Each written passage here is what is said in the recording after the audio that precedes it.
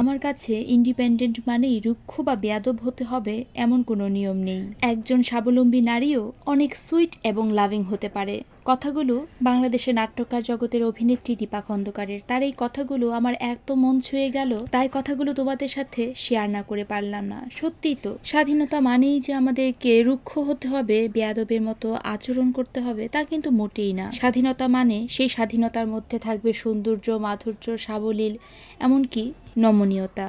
স্বাধীনতা মানে সুন্দর করে কথা বলা, যে কর্কশ কথাটা বাজেভাবে না বলেও ভালো করে বলা যায়। তবে আমরা মানুষ, প্রতিনিয়তই আমাদের মধ্যে ভুল হয়, ধৈর্যহারা হয়ে যায় আমরা সবাই। আর এখনকার যুগে তো ধৈর্য জিনিসটা আমাদের মধ্যে নেই বললেই চলে। স্পেশালি আমার মধ্যেও অনেকটাই কম। তবে প্রতিনিয়তই আমি চেষ্টা করি নিজেকে বোঝানোর। সত্যি কথা বলতে আমি একদম প্রতিনিয়তই নিজেকে বোঝানোর চেষ্টা করি যে এত ধৈর্যহারা হলে চলবে না, আরো বেশি ধৈর্য রাখতে হবে, নিজেকে আরো শান্তভাবে প্রেজেন্ট করতে হবে। এই ধৈর্য জিনিসটা যেমন আমার বাচ্চাদের জন্যও ভালো, সেটা কিন্তু আমার নিজের জন্য ভালো। কিন্তু পারিপার্শ্বিক আর বাচ্চাদের এত চাপের মধ্যে আর সংসারের এত চাপের মধ্যে আমিও মাঝে মধ্যে একদম ধৈর্য হারা হয়ে যাই। আমার কাছেও স্বাধীনতা আছে, আমিও মাঝে মধ্যে স্বাধীনতার অপব্যবহার করে ফেলি, রুক্ষভাবে কথা বলে ফেলি, আর যেটা মোটেই ঠিক না।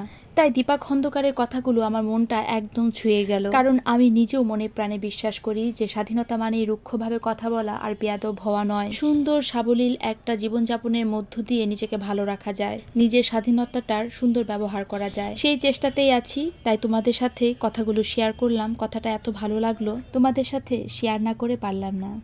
যাক, এবার বলো তো কেমন আছো তোমরা সবাই? অনেকক্ষণ ধরে অনেকগুলো কথা বললাম। আমার আজকের এই ভিডিওটি ছিল মঙ্গলবার দিনের ভিডিও। সকালবেলা ঘুম থেকে উঠেই বাচ্চাদের পেছনে দৌড়াদৌড়ি শুরু, যথারীতি চলছে আমার জীবন। বড় মেয়ের যেহেতু পরীক্ষা চলছে, তাই মেছোটাকেও একদম সাথে করে নিয়েই বের হয়েছি। তাই সৃজাকে স্কুলে দিয়ে, ত্রিধাকে স্কুলে দিয়ে ফিরছি এবার বাসায়। আর রাস্তাটা একদম শুনশান, জনমানবহীন মনে হচ্ছে। এত সকালবেলা রাস্তাঘাট প্রায় খালি খালি থাকে সব সময়।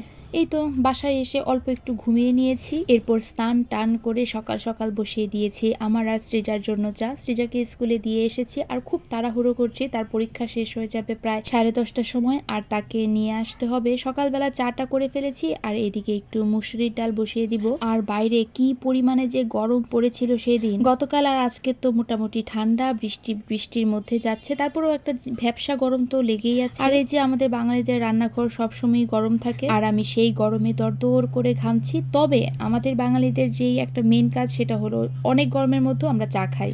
আমরা বাঙালিরা 6টা ঋতুতে বিভিন্ন ধরনের বাহানা বের করে চা খাই। চা আমাদের একদম একটা ঔষধের মতো কাজ করে, চা ছাড়া তো আমার একদমই চলে না। যাই হোক, খুব তাড়াহুড়ো করছি, সকাল সকাল আমি বের হয়ে যাব আর সৃজাকে নিয়ে আসতে যাব, তাই চাটাও খুব শান্তি মতো খেতে পাচ্ছি না। অনেকগুলো কাজ করার সাথে সাথেও চাটা খাচ্ছি। আমি চা খেতে থাকি, আমাকে বলে ফেলো তো আমার এই ভিডিওটা কারা কোন জায়গা থেকে দেখছো, স্পেশালি ময়মনসিংহ থেকে কারা দেখছো অবশ্যই কিন্তু কমেন্ট বক্সে জানাবে। আমার চা খাওয়া শেষ, সকালের মোটামুটি কাজের একটা রেডি করে আমি বের হয়ে পড়েছি সৃজাকে নিয়ে আসার জন্য। আর রাস্তার মধ্যে প্রতিদিন এই জায়গাটাতে ভালোই একটা জ্যাম হয়ে যায়। আর এই যে সৃজা চলে এসেছে আমার রিক্সাতে। আমি আর সৃজা এখন বাসায় যাচ্ছি আর জিজ্ঞাসা করছি পরীক্ষা কেমন হলো। যথারীতি যেই রকম কাজ থাকে, মা মেয়ের ডিউটি, পরীক্ষা কেমন হলো, সময় মতো পরীক্ষাটা দিতে পারলো কিনা, কোনো কিছু বাদ পড়লো কিনা, কয়টা ভুল হলো, এগুলোই জিজ্ঞাসা করছিলাম রিক্সায় বসে। আর এই ফাঁকে মুষলধারে বৃষ্টি, বাপরে বাপ কি পরিমাণে যে বৃষ্টি নেমেছিল সেদিন, একদম আমরা মা মেয়ে পুরো ভিজেই গিয়েছি। আর এই রাস্তাটা এত ভালো লাগছিল, আর এত গরম ছিল, বৃষ্টিটা ভালোই লাগছিল আমাদের। এই তো এরপর আর কি, এরপর বাসায় এসে দুপুরের রান্না বান্না শেষ করেছি। ত্রিধা আর সৃজাকে নিয়ে গিয়েছিলাম একটু বাইরে, ত্রিধাকে দিয়ে এসেছিলাম নাচের ক্লাসে, আর সৃজাকে নিয়ে বের হয়েছিলাম একটু শপিং করার জন্য। কি শপিং করেছি সেটা তোমাদের সাথে আমি পরবর্তী ভিডিওতে শেয়ার করব। তো আজকের ভিডিওটা কিন্তু আমার এই পর্যন্তই। ভালো লাগলে সবাই একটা লাইক আর কমেন্ট করো। তো আজকের মতো এখানেই, সো টাটা।